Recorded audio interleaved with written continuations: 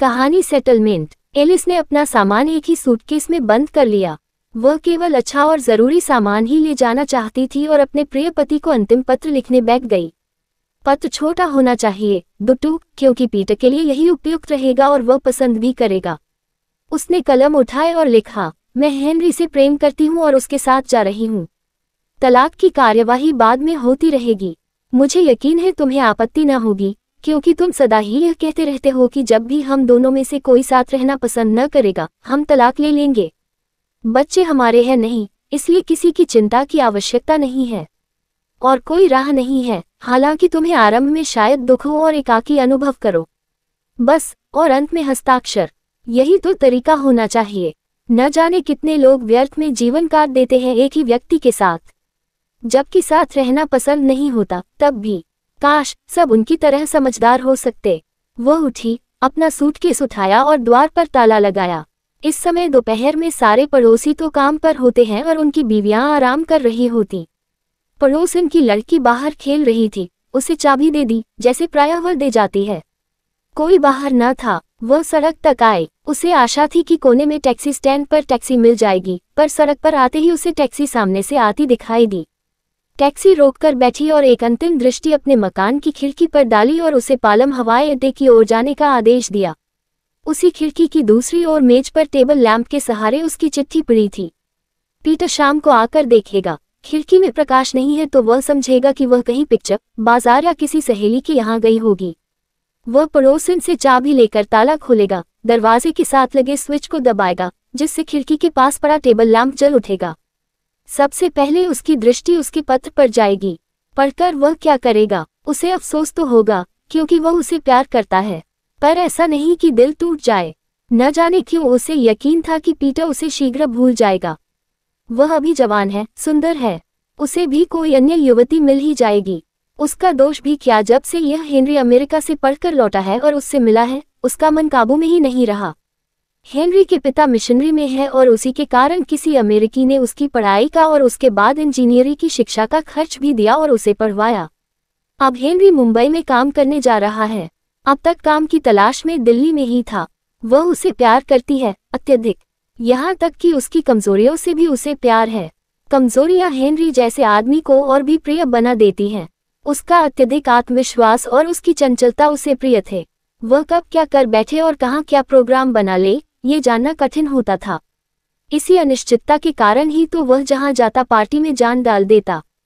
इसी कारण तो जीवन सदा उसके साथ ताज़ा रहता था। उसके साथ वह एक जीवन तो क्या कई जीवन साथ बिताने पर भी बोर नहीं होगी। ड्राइवर ने कहा, मेम साहब, हवाई अड्डा आ गया। तब कहीं एलिस का ध्यान भंग हुआ। अरे, इतनी देर तक वह हेनरी के विषय में सोचती रही क्या? टैक्सी से उतरकर उसने पैसे दिए, सूटकेस उठाया और अंदर चली गई।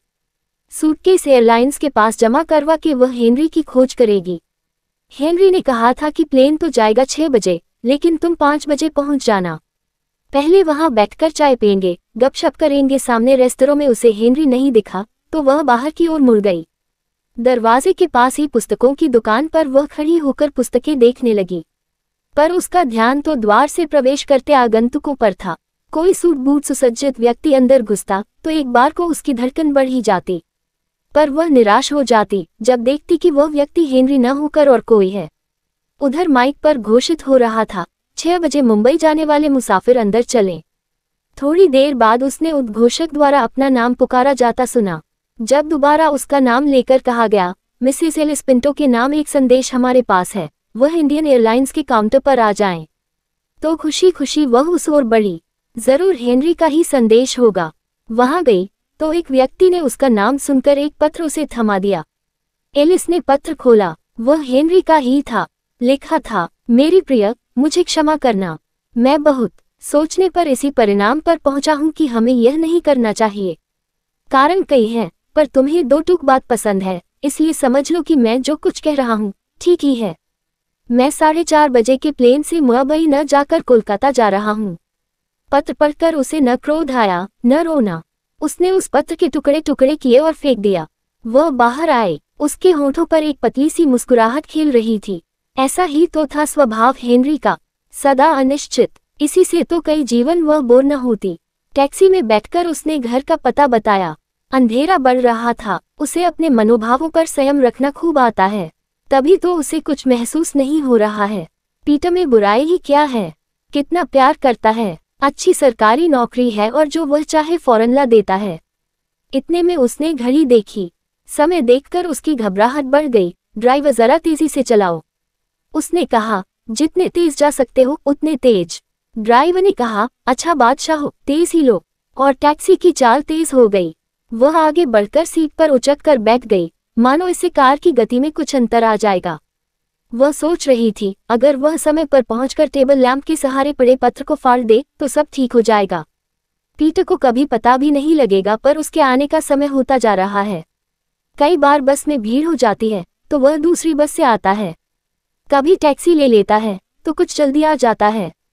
अगर वह पहुंच गया हो और पत्र पड़ चुका हो तब तो उसका उस घर में जाना असंभव ही है। क्या मुंह लेकर वह जाएगी और किस मुंह से प्यार की बातें कर सकेगी। और तेज चलाओ भाई, उसने ड्राइवर से कहा। उसके घर की सड़क आ गई। टैक्सी वाले ने उन घरों की कतार के सामने लाकर टैक्सी खड़ी की, पर वह बैठी रही। ड्राइवर ने पीछे मुड़कर देखा, उसे बैठा देखकर बोला, आप तो जल्दी में थी। पर वह सामने अपने मकान की खिड़की की ओर देख रही थी। उसमें से बत्ती का प्रकाश छनकर बाहर आ रहा था। पीटर आ गया होगा। नहीं, अब कोई जल्दी नहीं है, वह बोली। कुछ रुककर बोली, चलो धीरे चलाना, अब कोई जल्दी नहीं है। और निधार सी पीछे की सीट के साथ सटकर बैठ गई। ड्राइवर ने पूछा, अब किधर जाना है। उत्तर था, कहीं भी चलो, इंडिया गेट ही चलो। उधर उसके कमरे में धोबिन ने कपड़े रख दिए। पड़ोसन की लड़की ने दरवाजा खोल दिया था। धोबिन कह रही थी, मेम साहब ने कपड़े आज मंगवाए थे, कहा था 2 बजे जरूर ले आना, लेकिन मुझे देर हो गई। कोई बात नहीं, वह बाहर गई हैं, आएंगी तो मैं कह दूंगी। कहते हुए पड़ोसन की लड़की ने टेबल लैंप का स्विच ऑन कर दिया और बाहर निकलकर दरवाजे पर ताला लगा दिया।